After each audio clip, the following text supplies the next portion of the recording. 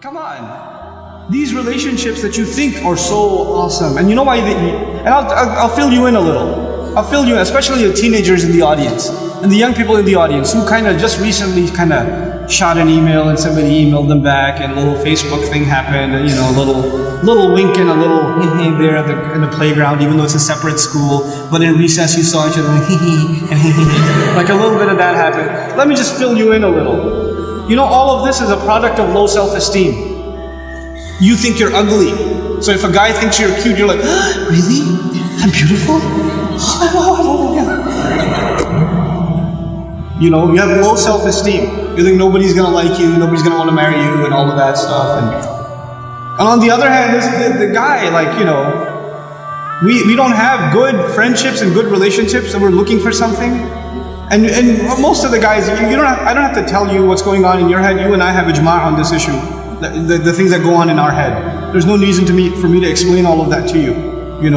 But just because you have raging hormones and you're like daydreaming about girls and things like that, it doesn't mean that you're in love. It just means that you haven't controlled your temptations yet. And you're ruining somebody's life. You're ruining an entire family. You realize what you're doing? And you call it love? You tell me, if she was like 50 pounds fatter, you still be in love? Because she's the same person, same ruh inside her jasad, right? If she was a burn victim or something, if her hand burnt off, or her ear was missing, you still be in love? Or you find somebody else to love all of a sudden? And if you can't answer that question honestly, then come on, you're not in love, you're just hormonal. That's all you are, This is what we've done to relationships that are supposed to be beautiful. Marriage is supposed to be a beautiful relationship. It's supposed to be a lifelong relationship. But because you're watching all of these models on TV and stupid women that are just throwing themselves at men and all this stuff, and you've developed this delusional concept of what it means to have love in your life. Delusional concept. Our deen came to free the world from this nonsense. To free it, because we have a more mature understanding of what it means to have love in your life. To have. I'm not saying you shouldn't marry someone you like. You should. You should be attracted to your future spouse. All of those things are fine, but there's a decency that you have to exhibit before then. And if you're okay with talking to a girl like that, you should be okay with somebody talking to your sister. You're okay with that too? Not if you have any ounce of decency left inside you.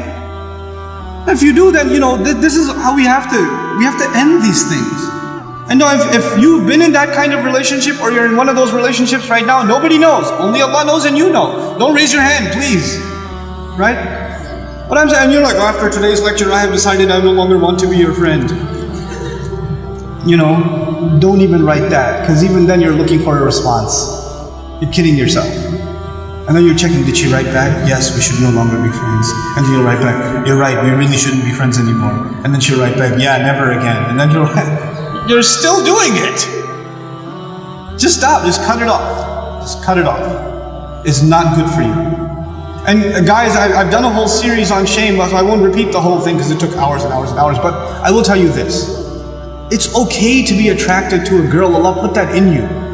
You're not evil for finding a girl beautiful. It's not haram for you to feel that way. You have to control it though. You have to control yourself. Our deen teaches us self-control. And if you cannot exhibit self-control in one aspect of your life, you'll lose self-control in other aspects of your life. Same thing for you. Same thing for you. Control yourself. Control your giggle. Control your overly friendly demeanor in certain situations. Don't be oblivious to, don't say we're just friends, or he's like a brother to me. If he ain't your brother, he ain't your brother. That's it. That's it. Either he's your brother, you share a mom, or he's not. And that's the end of it.